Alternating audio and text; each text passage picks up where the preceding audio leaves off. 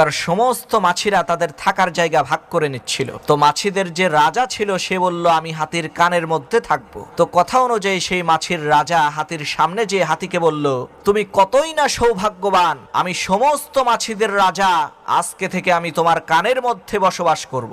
মাছির এই কথা বলার পরেও হাতি কোনো কিছু না বলে চুপ করে থাকলো। তো মাছি ওই হাতির কানের মধ্যে থাকা আরম্ভ করলো। কিছুদিন পর সেই মাছি সিদ্ধান্ত নিল সে আর হাতির কানের মধ্যে থাকবে না। তখন সেই মাছি হাতির সামনে যেয়ে বলল, আমি জানি আমার বিদায়ে তুমি খুবই দুঃখিত, কিন্তু আমার কিচ্ছু করার নেই, আমাকে তো যেতেই হবে। এদিকে হাতি তো চুপচাপ দাঁড়িয়ে আছে। তখন সেই মাছি আবার বলল, কিন্তু হাতির কোনো সারা শব্দ নাই, সে তার মতোই দাঁড়িয়ে আছে। তৃতীয়বার যখন সেই মাছিটা তার সমস্ত শক্তিকে একত্রিত করে চিৎকার দিয়ে বলেছে, তখন হাতি শুনতে পেয়ে বলে উঠল, আরে বেটা, তুমি আবার কে? তুমি এতদিন কোথায় ছিলে, কোথায় যাবে?